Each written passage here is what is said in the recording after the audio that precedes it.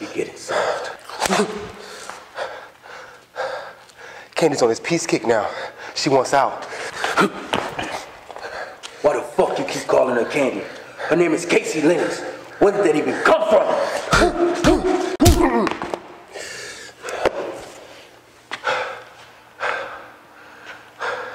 Sis has a reputation now. And you think that shit is cool?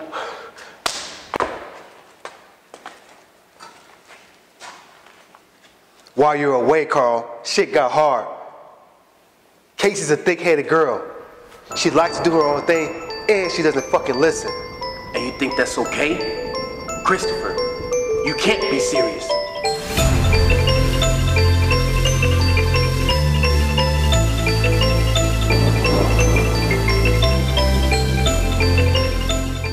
Hey, what's going on, world? It's your boy here, Wesley from A-Connection TV, the one channel on YouTube where you're actually able to adopt similar connections despite our differences. And I'm here to talk to you about The Walking Dead Season 9, Episode 11, Bounty. My question to you guys before I start this review is, have you been enjoying this particular season or the coming back of this particular season? Every episode that I watch is still very difficult to not think about all of the OGs.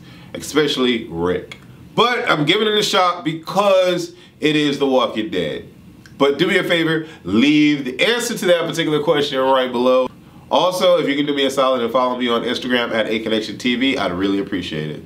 We start this particular episode off with a flashback where we see Jerry, Carol, and Ezekiel, aka Majesty and King, discussing stuff. Okay, they're out in the field, they're looking at zombies, and they start to go in to discuss this stuff, or they've just been discussing stuff. And Jerry comes in and he's like, I got my girl pregos. I got my girl got a bun in the oven. I got my girl, she's pregnant. And I'm like, okay, cool. Clearly, we're in a happy space. This is us in a happy space. Next thing you know, we have Jesus and Tara coming to meet them. And I'm like, okay, clearly this is a flashback. All right, cool, flashback. We get to see Jesus again. Yay! And then right away, Tara is talking about Michonne's going to be mad because she did not want me to do this, and I'm going against her anyway. And I'm not going back to Alexandria because we are a family. And I'm like, all the while trying to figure out what she's talking about. And then I go into thinking even more, are we ever going to find out what actually happened and the reason why all of the communities are separated? Maybe we will, maybe we won't. But Tara's like, I'm not going back to Alexandria, and here is the laws. First, I didn't know what she was handing him, but she ends up handing him this tube with the scroll, and in the scroll is like this declaration, or this, you know, the 10 Commandments or something along those lines, where the signature is supposed to be at the bottom of each representative from each community, and it's blank, clearly, because it was just written out, and they're still talking about this carnival even back then. Fast forward, Ezekiel is reading the scroll and there still aren't any signatures. So what in the world happened? It's still on everybody's mind. Fast forward, we are back at the hilltop. Well, Alpha is standing off with the hilltop. It's her people versus the hilltop, and she wants her daughter. She says, you guys came into our lands, no conflict. You guys killed some of our people, no conflict. But you have my daughter, and I want her back. If I don't get her back, there will be conflict. All the while, I'm like, she needs a washcloth and a toothbrush. She looks hideous. She does not look like she used to look in the past when Lydia was about knee-high. So I'm thinking that we don't want to mess with Alpha. That's what I'm thinking. Back at the hilltop, we get the commander-in-chief, aka the king, talking to the Majesty, talking about, oh, let's split up. We go over here and you go over here. Carol is not dumb. She's like, what's going on? Why y'all trying to split to the up? And, you know, Ezekiel's like, well, you know, we kind of want to do this on the side. And yeah, I didn't want to tell you. Carol's like, well, what are we talking about? You can tell me. And then Ezekiel's like, no, I can't. And Carol's like, you don't have to be scared. Ezekiel's like, I'm not scared. Jerry, am I scared? Jerry's like, I plead the fifth. I'm not saying anything.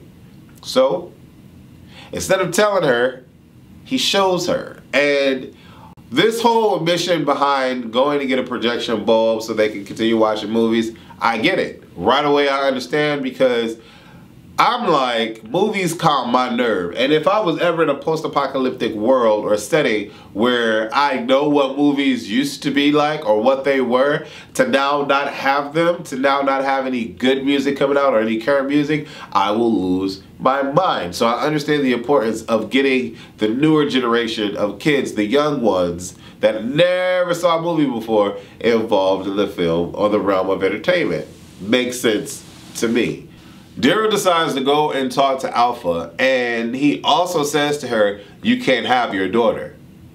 We're not giving her to you. It's a done deal. Mind you, all the while, Henry already decided that for himself, that he's going to keep the lunch meat, aka the vagina, for himself. Alpha psychs Daryl by bringing a baby on the field, and in my mind I'm like, okay, if this baby starts crying, the zombies are going to come y'all's way. What is wrong with her? What is going on? I don't get it. Back at the movie theater where we're looking for this projection bulb, the idea to get all of the zombies out of the theater is to play music. Where they got this music box from, who knows? Where they got the music from, who knows? But they're playing the music and the zombies start varying in the direction of the music. The baby on the field starts to cry in the midst of all the zombies coming toward them. Alpha's like, well, you know what you gotta do, chick. You gotta drop that baby, let that baby get ate out. Let that baby get ate out. You know, and the mother, I'm assuming this was the mother of the baby, she's like, well, what do I do? What do I do? She's like, her mind is like, no, I can't do this, but she ends up doing it anyway. And the whole walking away as she's leaving the baby on the field is just, it's not hilarious, but it was wrong. I was shocked. Let me say that. Luke then goes over and tells Connie in the sign language in the back, I don't know how he's doing this behind his back, but he's doing it, that there's a baby out on the field, go protect the baby. In the midst of all this, Enid and some no-name chick, I'm sure they probably said her name, but I didn't catch it, go off to go find Henry along with Lydia. And, you know, Enid in my mind, I'm like, girl, when she goes to talk about her story, how she saw her parents die, I'm like, I remember that. I remember that like it was just 2 weeks ago. That's how I remember that. But in the midst of all this, I'm like, just tell Henry that Luke and Alden won't be able to come back to Alexandria unless we get rid of your dirty girlfriend. That's it. Henry is like, what do we do? What are we supposed to do? What happened to all the training Henry got from Morgan? What happened to all of the training Henry got from Morgan? I'm so confused as to why he's not remembering all of the training he got. These people are murderers. Everybody that we come across in The Walking Dead is a murderer. But he's just caught off guard by the vagina. So he wants to protect her, but then Lydia comes out and she's like, no, I'm good. No, don't worry about it. I'll go back. I miss my people. I'll go back. We jump back to the hilltop. Connie goes and snatches the baby up. She goes to run away. She has her slingshot and her rocks. I don't know how these rocks are killing these zombies in the forehead. I just don't know how the rock is blasting through. I don't... Whatever. But in my mind, I'm trying to figure out how she figures that she's going to get away and she can't even freaking hear anything. She doesn't even know the baby's still crying. She doesn't know anything. But she goes and snatch that baby up, and then all of a sudden we get a cool-ass play as to what she's hearing while she's deaf, trying to run away with this baby. She comes after zombie after zombie after zombie, and she holds her home. But in the midst of all that, Daryl, along with her sister, Connie's sister, and the drunk couple go to save Connie. I'm shocked that old lady and old man went out there. I'm really, really shocked. But they grab the baby and they haul ass. Am I the only one that thought it was weird that Lydia kissed Henry? And am I the only one that thinks it's weird that Henry is actually liking this girl and wanting to vibe with this girl, knowing that Jesus is dead? I just don't get it. I don't understand it. It doesn't make sense to me. Back in the movie theater, Carol decides that she wants to help get this light bulb. So she's like, let's get these zombies out the way. Because when Jerry and Diane were upstairs trying to get the light bulb, they got attacked by the zombies. And your boy Jerry went ahead and dropped the light bulb in the mob of zombies in the last theater, or in the theater that's there. And so Carol's like, well, let's go ahead and do it. So they do it. And they kill them off. I don't know why I felt like I was watching an episode or the movie Guardians of the Galaxy where they have the music playing and it's just boom, boom, boom, boom, ba-da, boom, boom, boom, boom, boom, ba-da, ba-da, boom, boom, boom, boom, ba-da. And I'm like, okay. I mean, I guess. They end up leaving the theater with the light bulb anyway. And I'm like, okay, this was great. This was a great storyline. I'm really surprised at the even exchange. It was a clear, even exchange. I just thought that she was going to go against her word, speaking about Alpha, and she was going to slice one of them up, Alden or Luke. I just thought that that was going to be the case, but it wasn't the case. She actually allowed them to walk past, and then when Lydia walked up to her, she said, "Wow! Don't call me mother or ma, call me Alpha in front of everybody." And I'm like, oh, Lord. Okay, dirty face. Cool, no problem. Harry's looking all upset. He's like, this doesn't make any sense. Why do we allow Lydia to go back with Alpha? The night progresses forward, and, you know, everybody's having their montages. We have Carol and King Ezekiel with the light, and they put the scroll into one of the light boxes that they got. We got Jerry holding up his baby with the mother laying down in the bed. We got Daryl thinking about everything that has transpired because, you know, him and Henry had a conversation, and Henry was like, well, you had to do some things in the past. And Daryl says, well, you don't know what I had to do specifically, and you don't know what really has occurred. And I'm like, in my mind, he does, because he was there. He was there. He was on the bridge helping everybody put the bridge together, so he knows exactly what's going on. Why Henry is the way that he is now, I don't know. And it doesn't make any sense to me.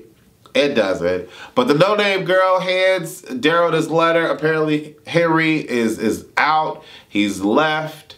He wants to go save Lydia. I don't know what kind of non-violent intention they think that they're going to get from this regarding the hilltop, but it is the dumbest idea. But hey, you know, we're supposed to care. We're supposed to hate people, then care for people. In The Walking Dead, that is the formula they have established, and it's been going this way for a very long time. But Connie sees Daryl leaving, and she's like, no, I want to come with you. And Daryl's like, why? What is going on? And the fact that Connie has to sit here and write all these messages to communicate, I'm just like, why in the entire world, would Daryl want to take Connie with them on any mission? Let alone just this particular mission. I'm Wesley from A Connection TV. I want to know your thoughts about this particular review. Before you leave, though, I need you to do me another solid. Not only do I want you to follow me on A Connection TV and ACTV IG on Instagram, I need you guys to go to aconnectiontv.com and subscribe to the new website. The website is updated weekly, consistently, weekly, and a lot of individuals are loving the content. Shout out to the over 300 subscribers that we have so far. That is an amazing thing. I'm going to be looking forward to doing a monthly giveaway every month for the subscribers of aconnectiontv.com. In order to win, you have to be a subscriber and leave a comment on the monthly subscription video to receive your giveaway. I look forward to seeing you guys become a part of the family. Everybody that's subscribed to aconnectiontv.com and to the YouTube channel, y'all are considered family. Thank you guys once again for allowing me to bless your phone, your tablet, your TV, your desktop, however it is that you're watching me. I do appreciate it. And I look forward to laughing and chatting with you in the near future. Deuces.